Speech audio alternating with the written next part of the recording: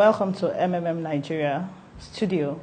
My name is Ola Favored, and to my right is Mr. Chuddy Co, the number one of Nigeria, and sitting beside him is Mr. Yinka Odeyemi, the number two man of Nigeria, and to my right is Mr.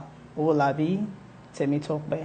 We're actually going to be talking about how Nigeria came to being. And my very first questions will go into Mr. Anayo Ugoji. I would like to ask you, sir, how Nigeria, how it all started? Is a global community of financial aid and donation exchange. It found its way to Nigeria. On 8th of October, that was when I signed up on the global platform. And when I signed up, having read the ideology and having seen the situation we find ourselves in this country, that we actually need that program here to salvage the problem Nigerians are facing with finance and stuff like that.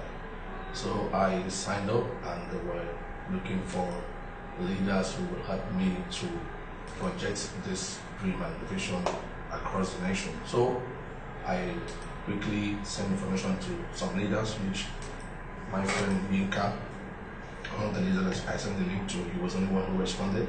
So both of us started the movement, and likes of Patrick came in the picture. Then on 17th of November 2015 was the official launch of Nigeria. And to God be the glory that today, over 400,000 Nigerians are actually benefiting from this program. That is the main thing, the main idea where we brought the program to this country. Thank you. Now to Mr. Yinka Odeyemi, would you please tell us what the ideology is actually about? Ideology has right from time been aimed at creating what we call a fair financial system.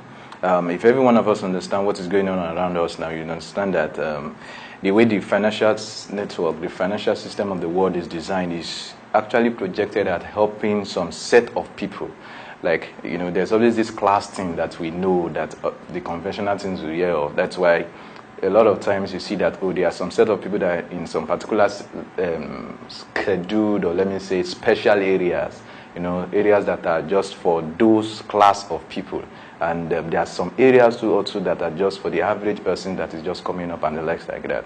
So the essence of is to bridge that gap so that there won't be much difference. In fact, if you start up in and you get the ideology naturally instincted, or let me say ingrained in you, you discover that with time, that bridge, that gap that has been there, would gradually and with time get, it's going to get merged and get broken, and before you know it now, you'll be able to do what you have not been able to do financially. I know a lot of us, when we started up we've had some kind of dreams that we want to do, but because of financial challenges, we can't get there. That's why has come to at least help us to create that kind of fair financial system, whereby as a poor person, or let me say as an average person, you can start up with whatever you have, and that bridge of financial penury will be broken, and you can start achieving your financial dreams and objectives.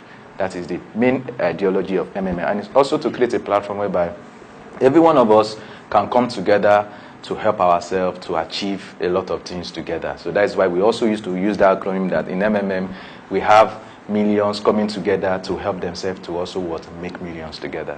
That is the ideology. Okay, Mr. Olabi, to you now. In we hear that you get rewarded to a tune of 30% in the value of help you provide. So where does the 30% come from? Thank you. Like Mr. Ika said, we come together to help each other. Now people are asking where the 30% come from.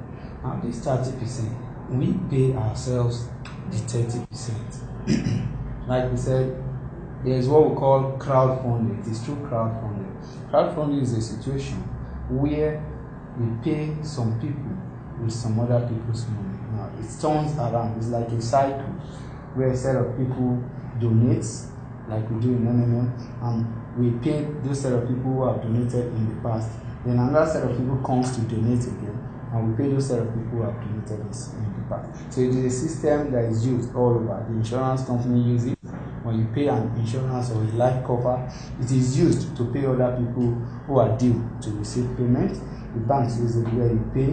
When you are contributing, you are paying. And when somebody is withdrawing, you are getting out of the system. So that's how it all works. It is a cycle that turns. Money must rotate. As somebody is giving, somebody is getting. So the 30% is paid by all of us in the system. So I guess it's more of something like a redistribution of funds, kind of. Yeah, it is a redistribution of funds where we get from those who have their spare money and doesn't need it now, and we give it back to those who need it now. Then in turn, when they need money, we see another set of people who wanted to donate at that particular point in time, who donate freely without any guarantee, at free on their own risk, by willingly and not being forced or coerced, because there is no guarantee. You are just giving because you are happy to give. So we inculcate the power of giving through that in MMA. All right, thank you. Mr. Yinka, my next question comes to you. Before now, we've heard, or we know that when programs like this, when they get into the country, they run for a period of time, and before you know it, it crashes. And even now, we hear people saying MMM would crash. So how long do you think MMM Nigeria would last? Thank you very much for that question. It's a quite interesting question, which I used to like to answer it just using the words of the founder of this great community, Sergi Mabrodi. In his words, he always say the actions and inactions of every participant as a way of contributing to the sustainability of this community. I used to break those two words into what would actually, because those are the major words that actually determine how long or how short MMM itself will last. First thing first is the word action.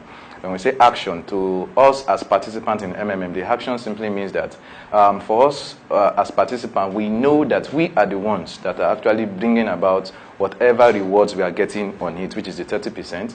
And we also understand that how we get it is through our consistent donation, and also through ensuring that we are sharing the right ideology to people and getting them to also be part of this community. As long as we have that consistently going on, MMM Nigeria can last for as long as we all want. The inaction, which is the other part of it, as Sergi said, is that in action, we mean that, okay, as participants, you know, we might have some people that, because they are not well rooted in the real ideology of MMM, might see some of them abusing the system in the sense that they might be, you know, turning it off to like an investment scheme, you know, taking out time to just start talking about MMM in a negative way, or in negative, having some kind of negative implications on the system.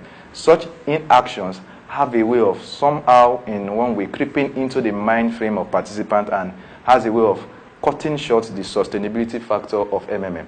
That's why on our part as leaders, we are ensuring that this part of it, which is the inactions, we at least to the best of our knowledge curtail it to the barest minimum. And how do we do that? We ensure that we teach the ideology very well. We ensure that as you are becoming a guider, or you are as a participant, you want to share it, to ensure that you are saying the right things to people, so that as people are joining the community, you understand what they are joining, because it's easier for you to actually be able to stand up to defend what you know.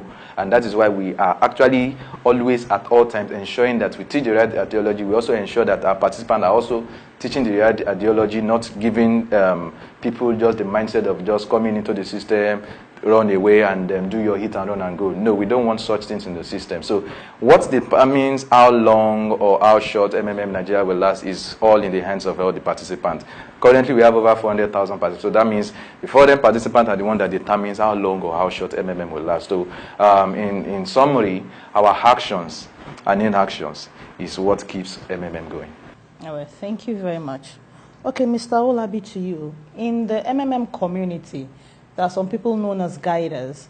So how do they contribute to the sustainability of this program, MMM Nigeria? Thank you very much. Like we used to say, guiders are the pillar of sustainable MMM in Nigeria.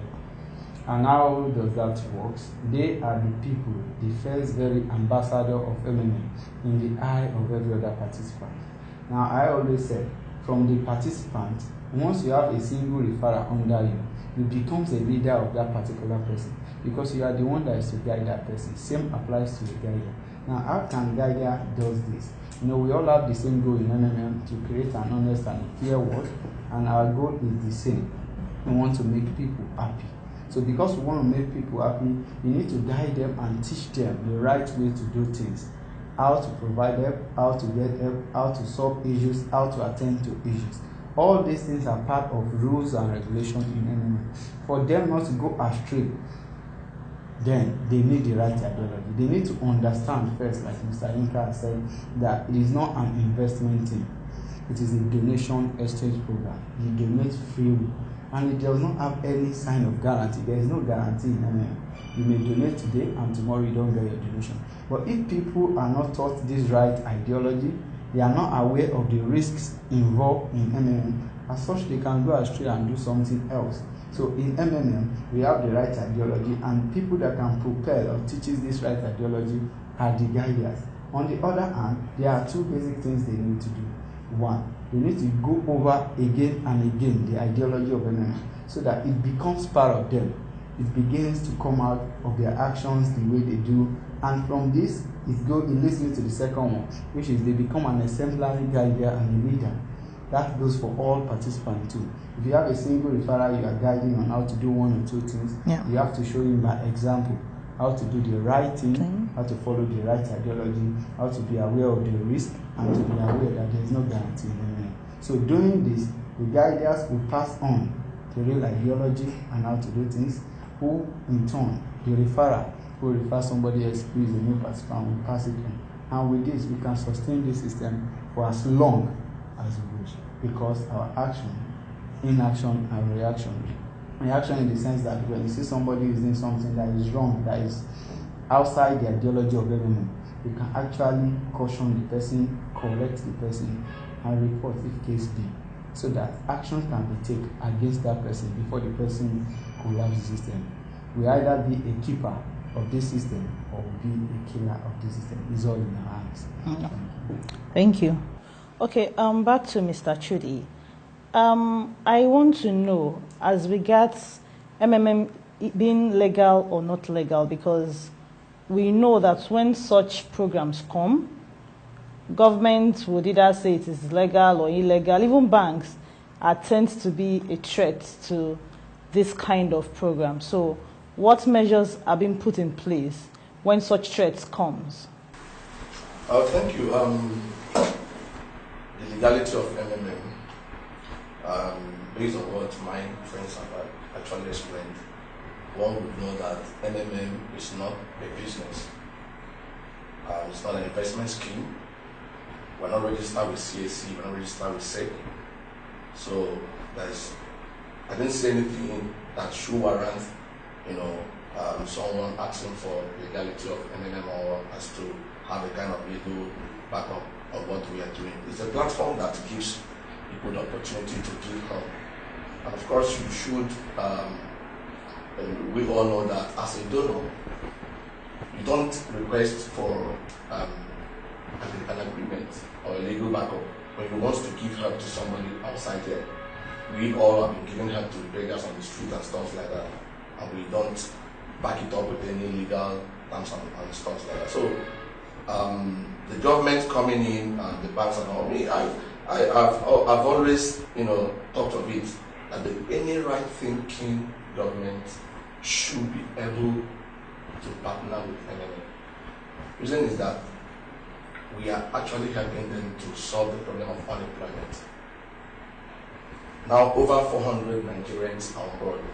Over 400 Nigerians are not depending on government as to what to give them employment and stuff like that, but they're actually busy with this program providing help, and most of them were unable to feed before 2 square or 3 square meals a day, can even feed more than 7 square meals a day. And these are things that have become a gain that we actually brought to this government. So none of them should ever come up tomorrow to fight us. Rather, to me, I feel they should be a partner with us. They are on the side of the bank. We don't have a central bank. We don't have central account where money is indirected to. So everybody pays peer-to-peer system.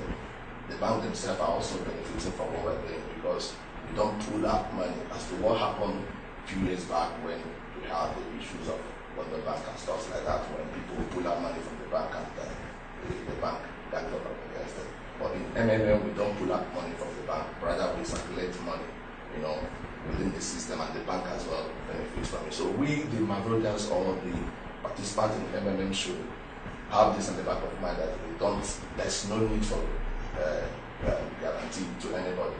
We don't give guarantee to anybody. The guarantee we have here is that our guarantee depends solely on the level of trust and the level of trust we have among us in this program. So there's no point of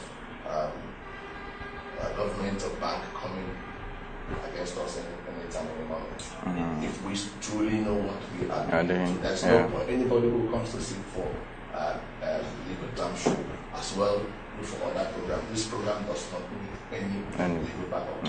Okay, Mr. Yinka, I would like to ask, because based on the information we've heard, MMM South Africa faced some challenges based on the media, the banks, and likes of that. And it was a very, very big mess for them that I know it took them a while to clean up that mess. So what measures have you put in place now for MMM Nigeria to face such risk and threats when they come? Okay, basically, from what my boss have been able to express and talk about, as regards the legal part of it, I was about chipping in something in before this question, which is quite good. I was looking at it like we need to just let us redefine the concept of what MMM is, or let's just start from what we do. Right from what we have been saying from beginning, we said it's a donation exchange platform. In other words, what we are doing is that we are freely, from what we've earned. Let's say you're working a salary job now. From what you've earned, okay, you now have an extra that you are not really using. That is what you are now picking up to donate as your spare money in MMM. So basically, we don't have any guarantee within ourselves, because it's just as if, okay, now my brother is in school and he needs an assistance from me. Maybe he wants to get some stuff for his project and the like, and he calls me, bros, I need this amount of money. I send it to him without telling him that, oh, brother, you need to sign an agreement with me, and the like that. So basically in MMM, that's what we are doing. The only difference is just that, okay, fine, we now have a large chunk of people that are being connected together on what we call a personal office through our MMM, and we are freely doing that with us. That's why in MMM, up to tomorrow, we will not have a central account, because what we are doing is still the normal thing we do. When we go to our churches, when we go to our mosque, oh, you have some funds with you, and maybe your mosque or your church asks that, oh, they need to buy this. We don't need to start going to the pastor or our imam to start telling them that we need an agreement before we donate. So basically, that's what we do in MS. So that's why we wouldn't, in fact, nobody will give you any sort of guarantee, because once guarantee start coming in, that's when this part of the forms, agreements start coming in. They go back up that, okay, fine, if peradventure you fail, as far as you've given me a guarantee that you pay me, then I will come up with this. So we don't have that. So what happened in South Africa was that, okay, fine, a lot of them, then because of what I started off when I was explaining the aspect of the sustainability, how long MMS lasts depends solely in the hands of the guiders and also in the participants' hand. It happened in South Africa that a lot of them, maybe because of some kind of ideas, the wrong teachings, ideology instilled in them, they really could not be able to at least stand up for what the right ideology is. So when the panic that sets in through government, negative media, and the likes that start coming in and popping in, in fact, let me say like a large chunk of them were not that grounded in the ideology. So it was easy for them to just be swayed away. So that's why in MMM Nigeria, what we are looking at is, as leaders now, we are not just looking at, starting something that, all of us will be rich, the guys on top, we have all the best houses, build all the rest, and we zoom up with the money. No. In MMM Nigeria, we have a sort of a link within ourselves. We check ourselves to ensure that we are doing the right thing. Doing the right thing in the sense that we are providing help as requires. Even from our bonuses that we also know that it's also coming from the donation income, we also still make sure we ensure that we are providing help back also with part of what we get as bonus. So that as long as that part of our queue, as long as that part of our pool, our provider is always there, we will not have issues of maybe a restart or a pause coming into view. So what they had there was just because they had more of people that were not really grounded in the ideology, that don't really understand. That's why at all times you see that I am always there, Chuddy is always there. We are always doing our best to make sure that we are always saying it as it is. telling you that, oh, we don't give you guarantee, telling you that, oh, also for us to last for as long as we want, those two factors must be in place. We must always provide help. Whether you as a guider, you are getting all the biggest bonus, you also need to also provide help back in return, because that bonuses you are getting is also coming from the pool. So as long as that is there, and also we are also, because of our consistent presentations, one-on-one meetings that we have like that, we're also at least getting a lot of people to be part of the community. That's why you see that the last M of MMM means what? Movement, meaning that we are always growing. Our numbers today will be different from our numbers tomorrow. Why? Because as we are sharing it, a lot of people are buying into the idea and they are becoming part of the community. All right, so thank you very much. Okay, another question I would like to ask you, Mr. Yinka. We've had participants who fidget in the community. Probably they have provided help and they're waiting for somebody to confirm them, or they want to get help. The person, or someone has been assigned to provide help to them, but the person is not responding, and many of them begin to fidget and begin to panic. So how do you address such issues? Okay, I normally address that with my two keywords. The two keywords that actually keeps MMM to anywhere it is, or the two keywords that can actually keep MMM for as long as it wants. And what are those two keywords? Number one, trust. And number two, patience. When issues like that comes up, I want us to understand that we are dealing with ourselves. So there's always that a little bit of gap or mistakes that will be there as humans. We are not above mistakes. Sometimes somebody might send a payment to you. He has even forgotten that he needs to upload the payment proof. Maybe somebody didn't tell him. They just told him that his order has come and needs to pay, and he just goes ahead and doesn't upload his payment proof.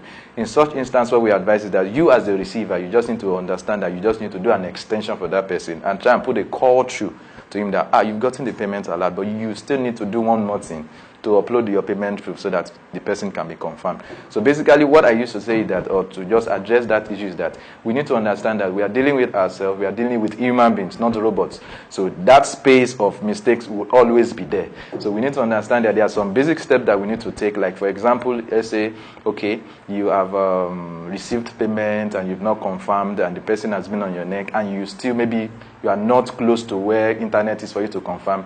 It's just a thing of courtesy. Just put a call back to the please. I will confirm you at so time. Even if it's not convenient, just tell the person, please, I'm out of internet reach and stuff like that. What I'm saying is that we need communication. We also need to understand that we need to trust the system, that the system will be with us for as long as we want. And we need to also be very, very patient with ourselves, just in case all those issues comes up. And there are also some other ways of checking it that MMM puts in place. There's what we call a support team. MMM has a support team that is always readily available at all time. What you just need to do is, let's say maybe for example you have an issue that is going out of hand, just go to the support, type in your message for them. You see topics that are related to whatever issue you have, because they also know that yes, all these issues will keep coming up and stuff. So there are department topics that are related to that. So once you send your support through to them, just wait for like some few days, you get a reply from them and everything will be resolved. Wow, we've heard it all, how MMM started, how to manage panics, then the risk, and what's the whole thing MMM comprises of. Thank you very much, sir. So, Mr. Chuddy, would want you to give us some parting words before we end this segment. I urge all participants in MMM to keep hope alive. This program has been designed to put smile on the faces of every Nigerian, and we should shun from any act that could be of threat to this program. Greed, deal with greed. It's all about trust, it's all about sincerity, it's all about patience. And I want to use this medium to warn my participants to be mindful of this copycat program that's flying within the country. We've seen where most of them came up within 2 months, they crashed. These are people that actually want to scam our people. So be careful of them and don't be a prey to such things.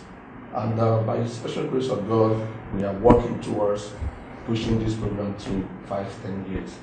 And that would happen if everybody in the community would join hands together with us to push this program. Then make sure as a participant that you attend presentations. It's very, very key. There are presentation centers all over the country. Even the guiders who are actually joining us to become guiders. Don't be a guider because you want to earn bonuses. Let your aim and objective of becoming a guide centers on pushing the ideology and helping people to smile. So every guider we discover we have less working guiders in our community. But if we can have a good number of working guiders in our community that would be ready to do presentations all over, I think people won't have issues with this program. I trust God that this program will actually mean well for us, and we will be able to bridge the gap between the rich and the poor, especially those of God. Yeah. Right, we've heard it all from the horse's mouth. We've heard what MMM is and what MMM is not.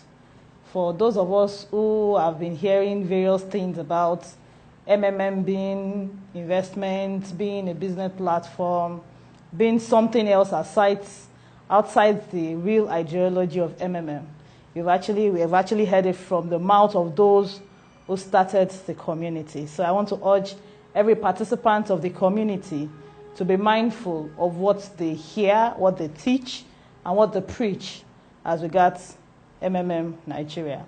So before we leave, we have there's this MMM anthem. I call it the anthem that we always sing, because every participant of the community should project what MMM is. So I want Mr. Chuddy to lead us in the MMM song before we close this segment. Before the song, I want to say something. And I just want to let people know that in MMM, we don't collect money from people to register them. Anybody that asks you to pay for form or asks you to pay for center registration form, or pay money to attend any of our presentation, please know for whether that person is a scammer, the person is a fraudster. So let's join hands and sing our song together. Okay. This little light of triple M, I'm gonna let it shine. This little light of triple M, I'm gonna let it shine. Let it shine.